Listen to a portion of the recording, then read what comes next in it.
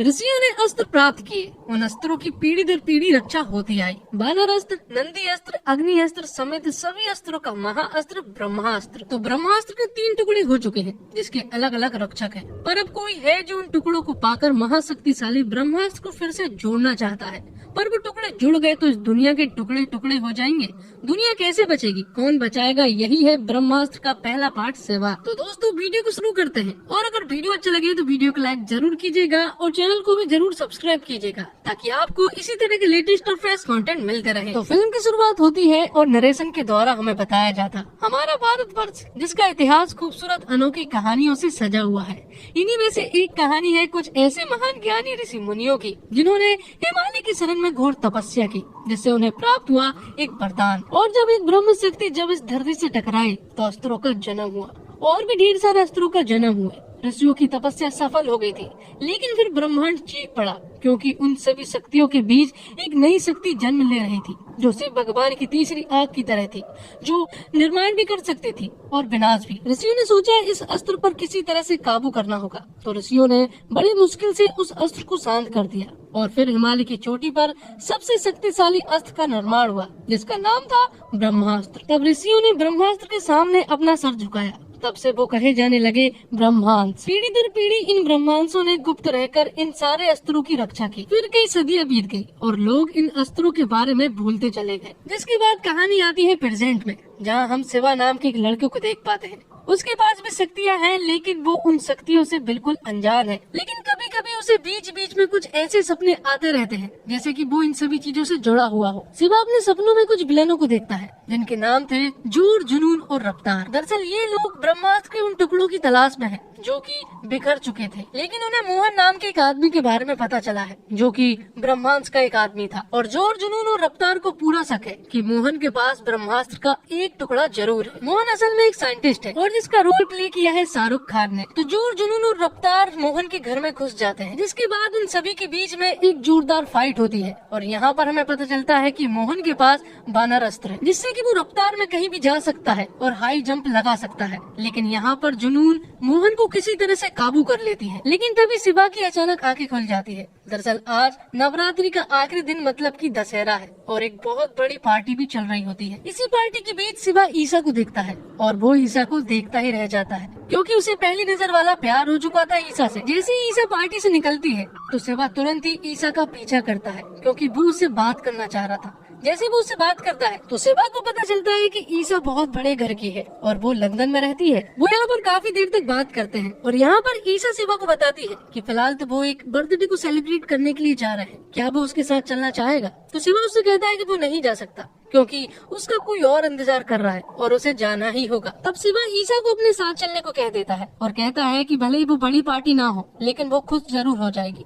तो ईसा भी उसकी बात मान जाती है और दोनों ही पार्टी में जाते हैं। वो पार्टी दरअसल एक अनाथ आश्रम के बच्चे की थी और वो बच्चे शिवा का ही वेट कर रहे होते हैं। दरअसल शिवा यहीं से बड़ा हुआ है, क्योंकि वो भी एक अनाथ है और ये बच्चे ही उसकी फैमिली है। यहाँ पर शिवा और ईसा डांस करके उन बच्चों का खूब इंटरटेनमेंट करते हैं। जिसके बाद शिवा ईसा को बताता है कि उसके पिता उसके पैदा होने से पहले ही जा चुके थे और उसकी माँ पैदा होने के 1 साल बाद गुजर गई थी। तब से ये बच्चे ही उसकी फैमिली है और वो इनके साथ खुश भी रहता है। यहाँ पर दोनों काफी देर तक बात करते हैं और दोनों एक दूसरे को पसंद भी आने लगे थे। लेकिन तभी अचानक से शिवा को फिर से फ्लैशबैक आने लगते हैं, जिसमें उसे फिर से जोर, जुनून और रफ्तार दिखाई देते हैं, जो कि मोहन के घर पर थे। और उन्हें मोहन के पास एक ब्रह्मास्त्र का एक टुकड़ा भी मिल चुका था, तो उन्हें ब्रह्मास्त्र के 2 और टुकड़े चाहिए थे। लेकिन मोहन यहाँ पर उन्हें सिर्फ एक टुकड़े के बारे में ही बता पाता, जो कि अनीश शेट्टी के पास था। उन्हें तीसरे टुकड़े के बारे में भी जानना था, लेकिन इससे पहले कि वो जान पाते, मोहन कुर्सी समेत ऊपर से नीचे कूद जाता है और सुसाइड कर लेता है। अगले दिन शिवा ईसा से मिलता है और उसे इन सारी चीजों के बारे में बताता है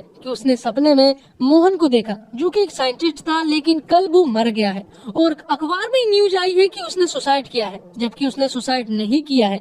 उसे तो जोर, जुनून और रफ्तार ने मारा है और वो पुलिस के पास भी नहीं जा सकता, क्योंकि पुलिस वाले उसकी इस पागलपन को नहीं मानेंगे। लेकिन ईसा उससे कहती है कि उसे उसके ऊपर पूरा विश्वास है। साथ ही यहाँ पर शिवा ईसा को अनीश शेट्टी के बारे में भी बताता है। वो कहता है कि अब वो किलर्स उसे मारने के लिए जा रहे हैं और अनीश फिलहाल बनारस में है और शिवा कहता है कि उसे उसे बचाना ही होगा।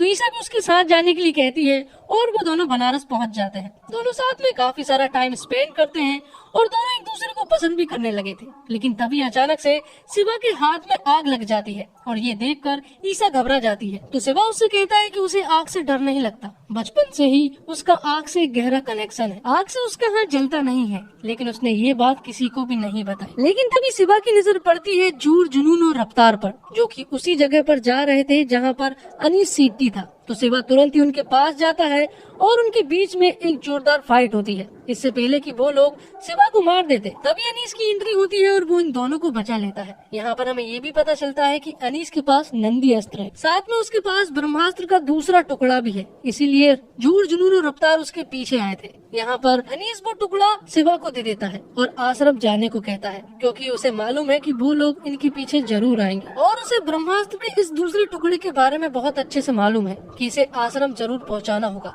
वरना बहुत बड़ी प्रॉब्लम हो सकती है। लेकिन तभी जोर और जुनून इनकी तरफ एक ट्रक से आने लगते हैं। उन्हें देखकर अनीस इन दोनों को आश्रम भेज देता है और खुद उनसे सामना करने लगता है। अनीस अपनी नंदी अस्त्र का यूज करके उनके ट्रक को पलटी कर देता है। लेकिन यहाँ पर जुनून अपनी रक्षा कवच को ऑन कर देती है और वो सभी लोग खाई में जाकर गिर जाते हैं, जिससे कि अनीस की तो मौत हो जाती है, लेकिन वो दोनों सही सलामत बच जाते हैं। अनीस से जोर और जुनून सामना कर रहे थे, लेकिन दूसरी तरफ रफ्तार शिवा और ईसा के पीछे पड़ा हुआ था, जो कि काफी रफ्तार से उनके कार का पीछा कर रहा था।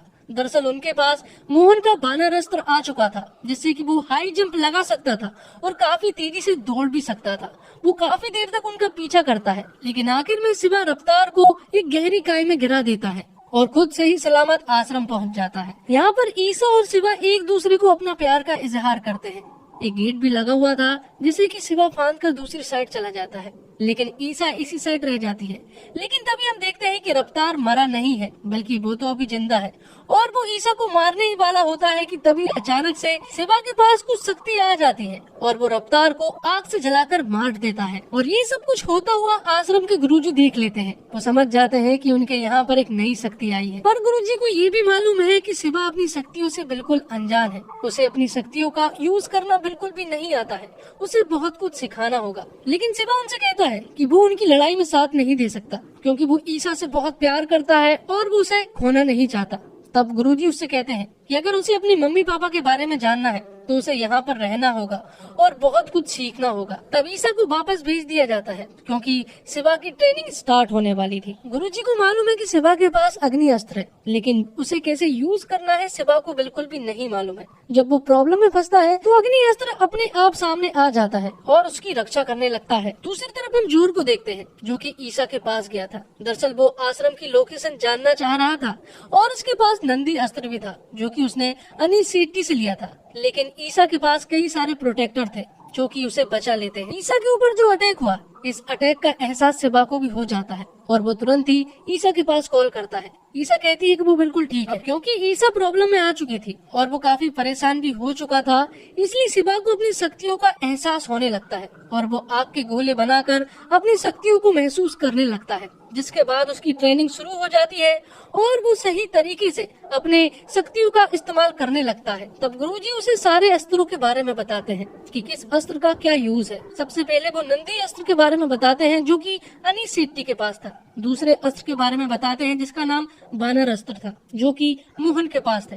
और गुरुजी के पास प्रभास्त्र है, जो कि एक तलवार की तरह था। अगला अस्त्र है गजा अस्त्र, जो कि फ्री फायर की ग्लू बॉल की तरह था। अगला अस्त्र है नाग धनुष, जो कि धनुष के द्वारा चलाया जाता है। और सबसे आखिरी वाला अस्त्र है अग्नि अस्त्र, जो कि शिवा के पास था और यही अस्त्र अभी तक सबसे शक्तिशाली माना जाता है। अब वो टाइम भी आ जाता है जब गुरुजी को शिवा को कुछ सच्चाई बतानी थी। वो उसे देव के बारे में बताते हैं, जिसके पास भी अग्नि अस्त्र था। होने का तो देव के पास कई और अस्त्र भी थे, लेकिन अग्नि अस्त्र का वो बादशाह था। वो बहुत ही शक्तिशाली था, उसके सामने कोई भी नहीं टिक पाता था। वो किसी को भी चुटकियों में हरा सकता था। सभी लोग उसे अग्निदेव कहकर पुकारा करते थे, लेकिन देव को ब्रह्मदेव बनना था और वो ब्रह्मास्त्र पाकर ही बन सकता था। देव ने कई सारी लड़ाई लड़ने के बाद ब्रह्मास्त्र तक पहुँच गया, जिस ब्रह्मास्त्र को ऋषि मुनियों और ब्रह्मास्त्र ने इतने सदियों तक शांत रखा। एक दिन वो जाग गया उसके जागते से ही धरती फटने लगी, आसमान आग उगलने लगा, दुनिया नष्ट होने की कगार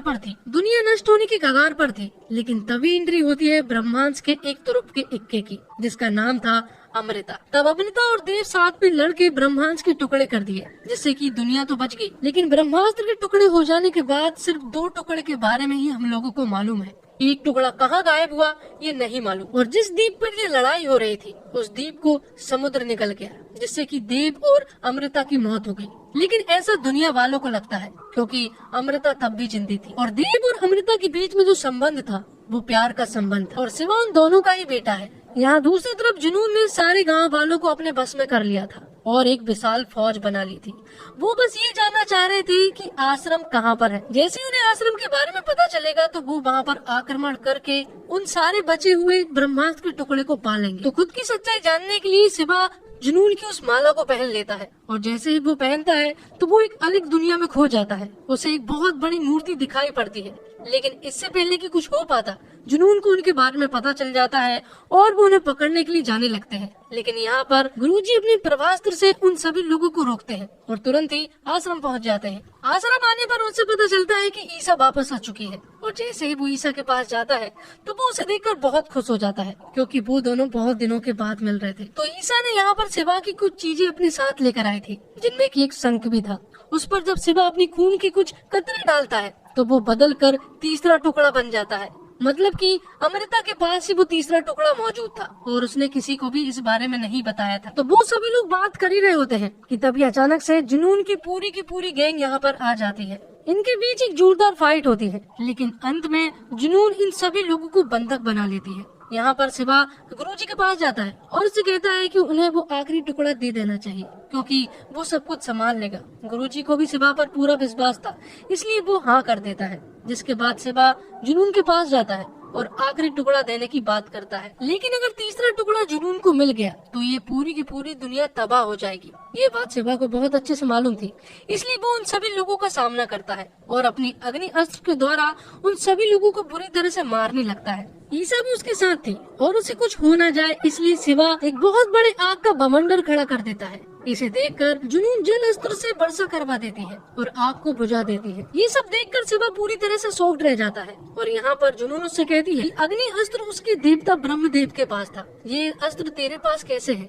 और अगर है भी तो तुझे हमारी पार्टी में होना था, तू उधर क्या कर रहा है। लेकिन शिवा ठहरा हीरो, इसलिए वो तो सच्चाई का ही साथ देगा, इसलिए वो उसका सामने करने लगता है। दूसरी तरफ ईसा उस आखिरी टुकड़े को लेकर वहाँ से भाग निकलती है, लेकिन जुनून उसका पीछा करने लगती है। वहीं दूसरी तरफ बाकी सारे ब्रह्मांड भी इन सारे लोगों से फाइट करने लगते हैं। और जब जुनून ईसा के पास पहुंचने वाली थी और वो उसे मारकर वो आखिरी टुकड़ा हासिल करने ही वाली थी कि तभी ईसा बहुत जोर से शिवा चिल्लाती है। तो शिवा भी गुस्से में तुरंत ही ईसा के पास आता है और जुनून के सामने खड़ा हो जाता है। तो शिवा यहाँ पर सबसे पहले जोर को मारता है, जिसके पास नंदी अस्त्र था। जिसके बाद वो जुनून से लड़ने की कोशिश करता, अग्नि अस्त्र को यूज भी करता, लेकिन जुनून का साथ अग्निदेव दे देते हैं, जिससे कि जुनून के ऊपर अग्नि अस्त्र का कोई भी प्रभाव नहीं पड़ता और वो आखिर में ब्रह्मास्त्र के 3 टुकड़े पा लेती है और वो उन्हें जोड़ भी देती है। जैसे ही ब्रह्मास्त्र पूरा होता है सबसे पहले जुनून ही मारी जाती है और फिर से वही हाल होता है जो कि सालों पहले हुआ था। जमीन फटने लगती है, एक बहुत बड़ा तूफान आता है, दुनिया नष्ट होने की कगार पर थी,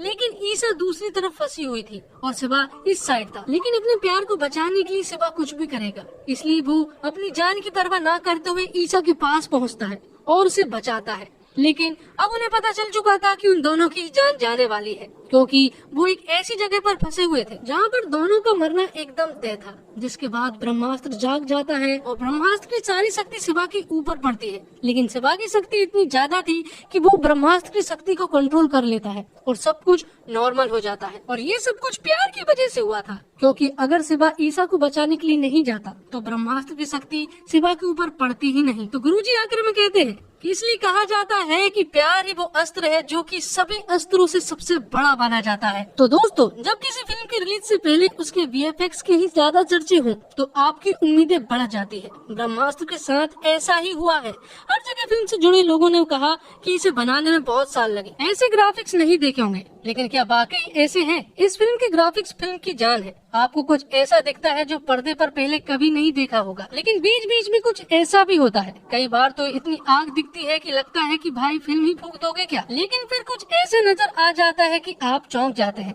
फिल्म को बनाने में जितनी मेहनत की बात की गई है वो कहीं न कहीं नजर आती है। तो फिल्म की शुरुआत से बताता हूँ। अमिताभ बच्चन की भारी आवाज से फिल्म खुलती है, उसके साथ चल रहे एनिमेशन के जरिए अपना मायर सेट कर देती है। फिर आता है शाहरुख खान का जावड़ केमियो। आपकी उम्मीद फिल्म से बढ़ जाती है, गजब माहौल बनता है। फिल्म हमारे अरमानों को चने के झाड़ पर चढ़ाती है, फिर एकदम से वक्त बदल देती है और जज्बात बदल देती है। गाना बजने लगता है, लव स्टोरी चलने लगती है, अरमान धाराशाही हो जाते हैं। इसके बाद बीच बीच में एक आध ग्रिपिंग सीक्वेंस आते हैं। इंटरवल के पहले तक फिल्म बहुत ही बोझिल हो जाती है, जबरदस्ती खींची हुई फिल्म लगने लगती है। हिंदी मसाला फिल्म के वही पुराने क्लीशे, वही लव स्टोरियां, बिना मतलब के गाने, पूरा स्वाद खराब हो जाता है। इंटरवल के बाद ऐसा लगता है कोई दूसरी फिल्म शुरू हो गई है। एक बार जो धुआंधार एक्शन शुरू होता है, फिल्म के क्लाइमेक्स तक रुकने का नाम ही नहीं लेता। सेकंड हाफ पहले से बहुत बेहतर है। हालांकि एक फिल्म को दो हिस्से में बांटकर नहीं देखना चाहिए, पर फिल्म ऐसी है कि मेकर्स ने फर्स्ट हाफ बिल्डअप में निकाल दिया है। फिल्म को कम से कम आधे घंटे छोटी किया जा सकता था। और बॉलीवुड को बैकअप सीट और ये जवानी दीवानी जैसी कामयाब फिल्म देने वाले निर्देशक एन मुखर्जी का 10 साल का सपना ब्रह्मास्त्र आखिरकार साकार हो गया। वो सिनेमा में रिलीज हो गई है। एन अपनी इस महत्वाकांक्षी माइथोलॉजिकल फैंटेसी एडवेंचर फिल्म को 8 साल से गढ़ रहे थे। फिल्म के रिलीज से ठीक पहले उन्होंने बताया कि करीब 2 दिन पहले तक वह इसे परफेक्ट बनाने यानी फाइनल टच देने में जुड़े हुए थे। अब इतने साल की मेहनत के बाद अपने इस ब्रह्मास्त्र पार्ट 1 सेवा को एन कितना धारदार बना पाए, इस पर चर्चा तो बनती है। इसलिए कमेंट करके हमें जरूर बताएं कि आपको ये फिल्म कैसी लगी। अच्छी लगी तो अच्छा लिखे, और अगर बुरी लगी हो तो धक्का मुक्का कोई नहीं करेगा। तो दोस्तों, उम्मीद करता हूँ आपको वीडियो पसंद आई होगी। वीडियो पसंद आई हो तो वीडियो को लाइक जरूर कीजिएगा और चैनल को भी सब्सक्राइब कीजिएगा, ताकि आपको इसी तरह के लेटेस्ट और फ्रेश कंटेंट मिलते रहे। एक वीडियो को बनाने में बहुत ज्यादा मेहनत लगती है दोस्तों, इसलिए सपोर्ट करें, लाइक और बस कमेंट कर दें, इतना चलेगा। धन्यवाद। जय हिंद, जय भारत।